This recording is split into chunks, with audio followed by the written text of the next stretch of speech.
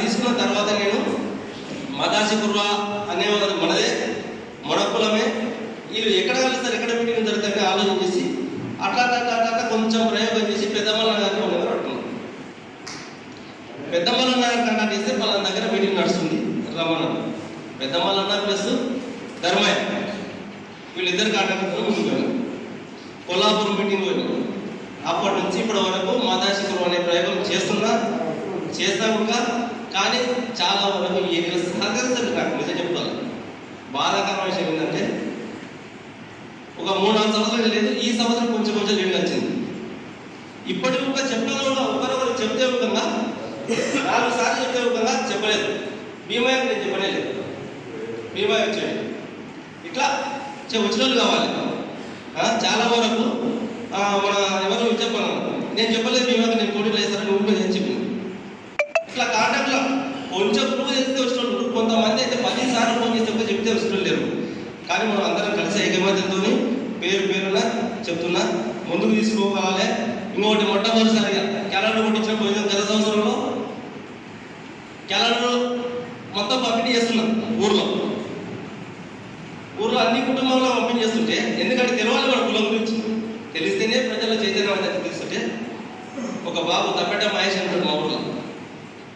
నువ్వు ఎట్లా చాలా మంది ఈ మధ్యనే ఎంబీబీఎస్ సీట్లు కానీ మనకు రాజకీయంగా ఇప్పుడు మన బ్యానర్లో ఉంది బోధించు, సమీకరించు, పోరాడు. బోధించు అంటే మన సంఘం గురించి ప్రతి ఒక్కరికి మనం తెలియజేయాలి. ఎట్లా తెలియజేయాలో మనకే తెలియదు కదా. ఎట్లా తెలియజేయాలంటే దాని గురించి కూడా మన సంఘం నుంచి ఇప్పుడు ప్రతి నెల రంగన సార్ ఇంటి దగ్గర ఒక మీటింగ్ ఏర్పాటు చేస్తున్నాము. ఓన్లీ సంఘం గురించి తెలియజేయడానికి పూర్తి స్థాయిలో ఒక నియోజకవర్గం నుంచి 20 మందిని ఒక నెలలో పంపిస్తున్నాము. అక్కడ చేసి మీరు ప్రోగ్రామ్ తెలుసుకుని కూడా మనం ఒక 10 మందికి 10 మందికి తెలియజేస్తే కూడా మనకందరికి తెలియజేసినట్టు ఉంటారని కూడా నేను అనుకుంటున్నాను.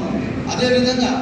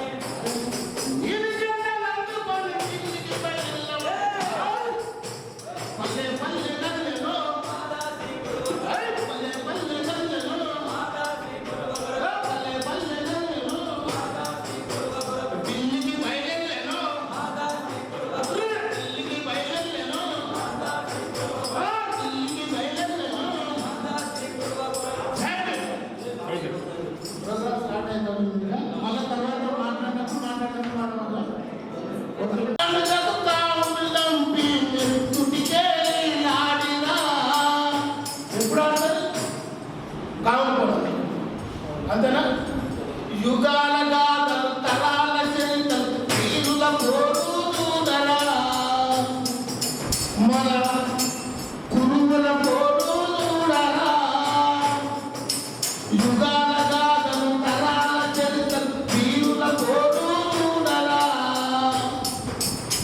మన కురువుల పోరుదరా అక్కి పరాటై భక్తు భక్తుగా వందనా మాదాసి గురువాలయ్యి మెరుపులు మెరిసి చాలరా అక్కి పరాటే భక్తు భక్తుగా వందనా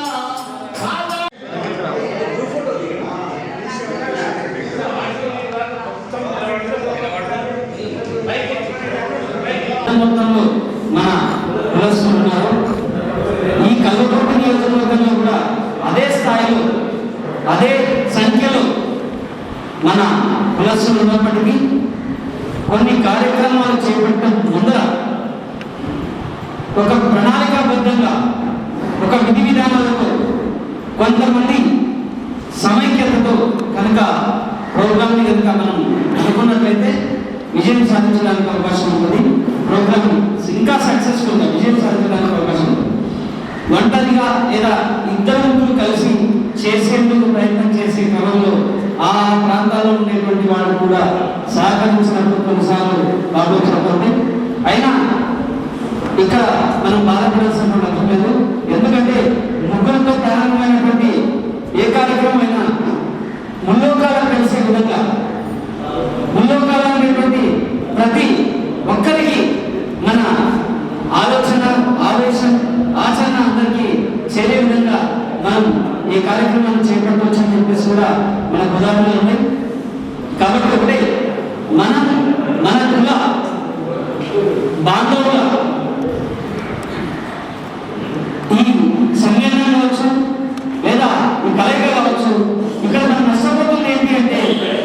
తరతరాలుగా మనల్ని రాష్ట్ర ప్రభుత్వాలు అనుకోండి, అధికార యంత్రాంగం అనుకోండి, తప్పుడు ధృవీకరణ పత్రాలు, ఒక చూడండి, తప్పుడు ధృవీకరణ పత్రాలు అంటున్నాం. తప్పుడు ధృవీకరణ పత్రం అంటే ఎట్లా అవుతుంది? మనం ఇచ్చింది కోవలనే కదా, మన కోవలం కాబట్టి కోవ బీసీకి ఎవరు సర్టిఫికేట్ కదా, తప్పుడు ధృవీకరణ పత్రం ఎట్లయింది అని చెప్పేసి మనం అంటున్నాం. అసలు కురువ బీసీబీ లెవెల్ అనేటువంటిది మన కులం పేరు ఎక్కడైనా ఉందా? బీసీ కమ్యూనిటీలో అంటే బీసీ కమ్యూనిటీలో ఉన్నటువంటి కులం పేరు కురుమ, కురుబా. చూడండి, బీసీ కమ్యూనిటీలో ఉండేటువంటి కులం పేరు ఏంటంటే కురుమ, కురుబా. మన కులం పేరు ఏమంటారు? మనం ఏమంటారు అంటే కురువలు అంటాం. ఇక్కడ వ్యత్యాసం ఏమంటారు? చాలా మంది అంటే ఒక కొమ్మే గల మిస్టేక్ అంటే వామా రెండు ఒకటైతేయా? కావు. అదేవిధంగా ఈ కురువ అనేటువంటి కులం గతంలో రాజ్యాంగ సమీకరణలో ఆనాడు డాక్టర్ బిఆర్ అంబేద్కర్ గారు ప్రత్యేకంగా ఈ కులం ఏంటి, ఈ కులస్తులు ఎవరు, అసలు ఈ కులం ఏం పని చేస్తుంటారు, ఈ కుల వృత్తి ఏంటి, ఈ కులస్తులు ఎక్కువ ఎక్కడ తిరుగుతూ ఉంటారు అనేటువంటి విషయాల్ని సమగ్రంగా పరిశీలించి దేశవ్యాప్తంగా ఈ కులానికి సంబంధించినటువంటి వాళ్ళు సంచార జీవులు, ఈ కులానికి సంబంధించిన వాళ్ళు సంచార జీవులు. ఎందుకు ఈరోజు నేను చుట్టూ కూడా వేసుకున్నా, కానీ మా ఆయన వేసుకున్నాను అంటే మా ఆయన అడ్డపంచ అంగి కట్టింది.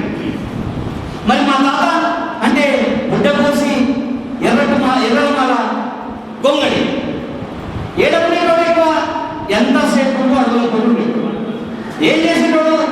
గొర్రెలు కాసుకోడు, గొర్రెలు మేకలు. అసలు ఈ గొర్రెలకి ఈ గొల్ల వాళ్ళకి ఏంటి సంబంధం అంటే అసలు గొర్రెలకి గొల్ల వాళ్ళకి ఏ విధమైనటువంటి సంబంధం లేదు. గొల్ల వాళ్ళ యొక్క జీవన ఆధారం కుల వృత్తి ఏంటి అంటే పశువుల కాపరులు. అంటే వాళ్ళు ఆవుల్ని, గేదెల్ని, పెద్దగా ఉండేటువంటి ఏవైతే జీవాలు ఉంటాయో వాటిని ప్రొటెక్ట్ చేస్తూ వాటి, ఎందుకంటే మనకు చూస్తూ ఉంటాం నందగోపాలని బొమ్మ పెట్టేసి ఆవు బొమ్మ ఉంటుంది కానీ గొర్రె బొమ్మ ఉంటుంది కదా, కృష్ణుడి బొమ్మ పెట్టేసి కృష్ణుడి బొమ్మతో పాటు గొర్రె బొమ్మ ఉండగా చూసారు ఎప్పుడన్నా? వాళ్ళు ఈ పశు కాపరులుగా ఉండి వాళ్ళు పశు సంపదను ఇంక్రీజ్ చేసి వాళ్ళు ఊళ్ళోనే ఉంటూ ఆ చుట్టుముట్టు ఉండేటువంటి వాళ్ళ ప్రాంతాల్లో ఉండేటువంటి అగ్రికల్చర్ డెవలప్మెంట్ వ్యవహారాలు చూసుకుంటూ. కానీ మన కులస్తుల పరిస్థితి ఏంటంటే పచ్చిక బయలు ఎక్కడ ఉన్నాయి, నీటి వసతి ఎక్కడ ఉంది అంటే సంచార జీవనం గడుపుతూ నదుల వెంట. ఎందుకంటే మనకు అత్యంత అంటే ఇంపార్టెంట్ ఉదాహరణ చెప్తే కృష్ణానది ప్రారంభం నుంచి కృష్ణానది అంతం వరకు దాని వెంట మన వాళ్ళే ఉంటారు. ఎందుకంటే ఈ గొర్రెలకు కావాల్సింది ఏంటి? మేత. గొర్రెల మీద ఊళ్ళో అంటుంటాం, అరే మీరే గొర్రెలు పెట్టుకొని పోతా ఉంటారు, రోడ్డెంబడి గొర్రెలు పట్టుకొని పోతా ఉంటాడు. ఎక్కడ పోతారో నాయన అంటే ఏడ గడ్డి దొరుకుతుందో వాడికి పోవాలి, తీసుకుపోవాలి, నీళ్ళని నడిపించుకుంటాడు. ఈ విధంగా పిల్లల్ని వదిలి వారాలు వంతులు పెట్టుకుంటూ ఉంటాం. అంటే ఒక 3-4 కలిసి నీవి 200 గొర్రెలు, నాయి 100 గొర్రెలు, ఇట్లా గొర్రెల మీద అంటే సమూహం చేసి వాళ్ళకి 45 కలిసి ఈ వారం వంతు నీది, ఈ వారం వంతు నాది, అట్లా వారాలు వంతులు పెట్టుకొని వాళ్ళ జీవనం కోసం, వాళ్ళ పిల్లలను సుఖపెట్టడం అంటే ఇక్కడ ఏంటి? భర్త వదిలిపెట్టి వెళ్ళిపోతూ వాళ్ళైనా కనీసం ఊళ్ళో ఉండి కనీసం కొద్దిగా సంతోషంగా ఉండగలుగుతారు అనేటువంటి ఒక చిన్న ఆలోచనతో ఉంటారు. కానీ వాస్తవం ఏంటంటే ఈరోజు తల్లి ఉంటే రేపు కొడుకు పోయి ఉండాలి గొర్రె దగ్గర. ఒకవేళ గొడవ వచ్చింది తండ్రికి కొడుకుకి ఏమైనా సొసైందనుకో పెళ్ళపై గొర్రెల కాడ ఉండాలి. అద్దమ్మ రాత్రిలో ఒంటరిగా ఒక మహిళ గొర్రెల దగ్గర, అంటే ఈ కాలంలో కొంచెం తక్కువగా ఉన్నాయి కానీ ఆ కాలంలో పుల్ల భయం, తోడేళ్ల భయం, నక్కల భయం, కుక్కల భయం, ఇట్లా చెప్పుకుంటూ పోతే ఎవరూ ఊహించినటువంటి భయాల్ని అంటా ఉంటాను. ఎట్లా అసలు వీళ్ళకి ఎట్లా ఉంటుంది అంటే మా ఇంత నలగంగా ఉంటుంది కాబట్టి దయాలు కుటుంబం మమ్మల్ని చూస్తే భయపడతాయి అని చెప్పేసి మాట్లాడు. ఇప్పుడు కూడా అటువంటి పెద్ద మనుషులు అడిగితే వాళ్ళు చెప్తారు ఖచ్చితంగా 100% అంటే మన కులస్తులు, మన కులం వారు గతంలో నష్టపోయినటువంటి విషయాల్ని విధానాలు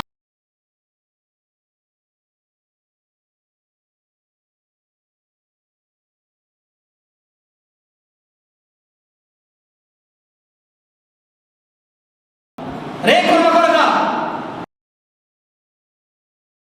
కొడుక గొల్లు నా పొలంలోకి వస్తున్నాయిరా అని మాట్లాడినటువంటి పరిస్థితులు అన్ని మాటలంటూ ఉంటే కూడా అయ్యా పటేలా రెడ్డి అయ్యా, ఎందుకంటే గొల్లలు కూడా ఉన్నటువంటి పరిస్థితులు మనకి ఎందుకు వాళ్ళకు కూడా పొలాలు ఉన్నాయి, రకరకాల వాళ్ళు ప్రతి అంటే కించపరచని కులం వాడంటూ ఎవడు లేనటువంటి వాడు ఉన్నాడు అంటే ఎవరు లేదు. ఎందుకంటే ప్రతి ఒక్కరికి ఏదో రకమైనటువంటి ఎకరమో పావెకరమో అధికమో ఎన్నో కొంత పొలం ఉండేది. ఖచ్చితంగా ఆ గొర్రెని మలుపుకోవడం కోసం, ఆ గొర్రెని ప్రొటెక్ట్ చేయడం కోసం, గొర్రెలకు మేపుల కోసం వీళ్ళు వెళ్ళడం, ఏదో ఒక దానిలో వెళ్ళడం, అది ఏదో ఒకటి ఇట్లా జస్ట్ ఇట్లా తినడానికి తినే లోపలనే అది ఎంటర్ అయితే చాలు వాళ్ళు మాట్లాడినటువంటి మాటలు, వాళ్ళ చేత తిన్నటువంటి దెబ్బలు నాకు తెలిసి ఈ చరిత్రలో ఏ కులం వాళ్ళు కూడా తినలేదు అని మనం స్టేట్మెంట్ ఇవ్వగలం. ఎందుకంటే గుర్తు తెచ్చుకోండి, ఈ రోజు మనం ఎట్లున్నామో అనేది తర్వాత విషయం. గతంలో మనం ఎట్లున్నాం, మన తండ్రులు ఎట్లున్నారు, మన తాతలు ఎట్లున్నారు, మన ముత్తాతలు ఎట్లున్నారు అనేటువంటి అంశాలను కనుక మనం గుర్తు తెచ్చుకుంటే, వాళ్ళు పడ్డటువంటి ఇబ్బందులను మనం కనుక తలుచుకుంటే, ఈరోజు మనం ఎందుకు గొల్ల దగ్గరికి వెళ్ళలేకపోతున్నామంటే ఈ మన తమ్ముడు మన తాతలు చేసినటువంటి అంశం ఒకటే. వాళ్ళు ఏం చెప్పంటే, అరే గొర్రెలు రాసుకుంటున్నాం తప్పితే గొర్రెలుగా మాత్రమే మారుతాం, మాకెట్లా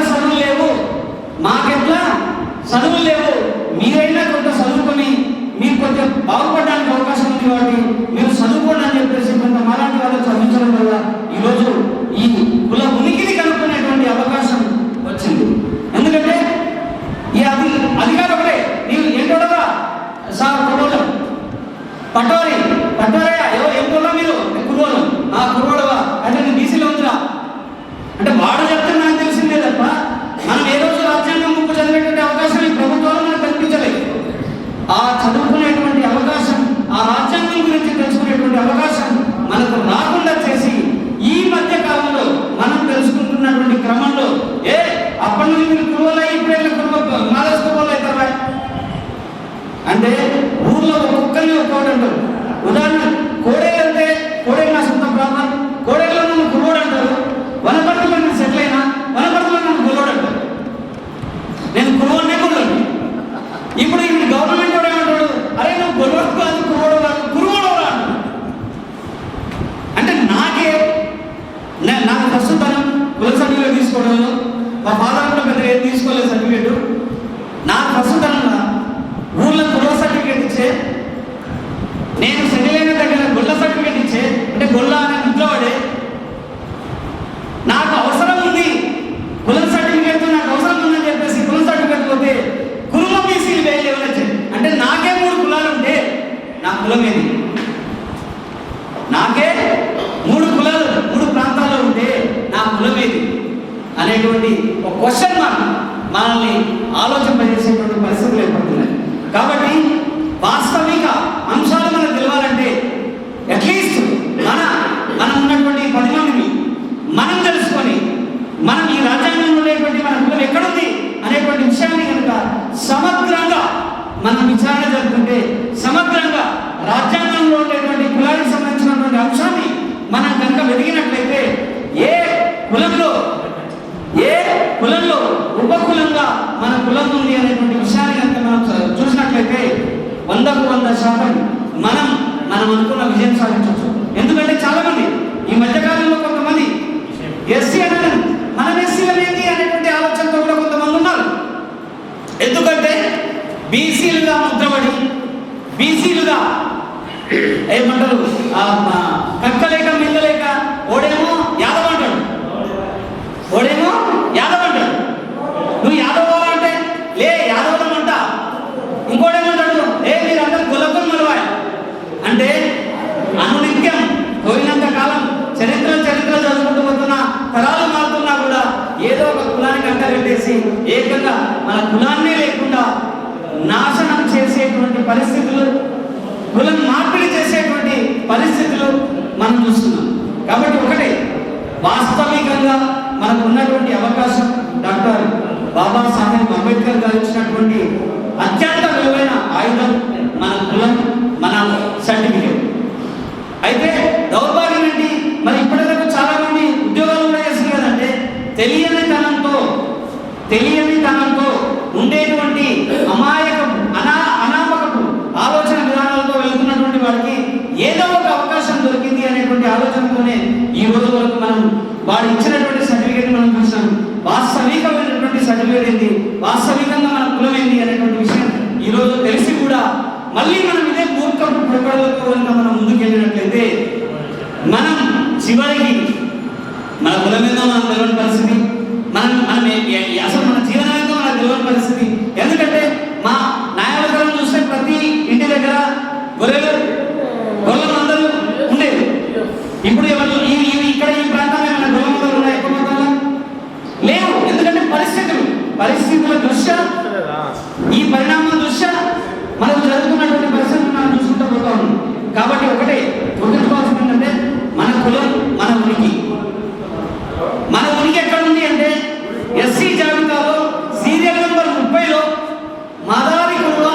మాదాసి కురువ అనేటువంటి స్టేట్మెంట్ లో క్లియర్ గా కురువ, ఈ మరి మాదారి ఎక్కడి నుంచి వచ్చే అంటే తెలియని తనంతో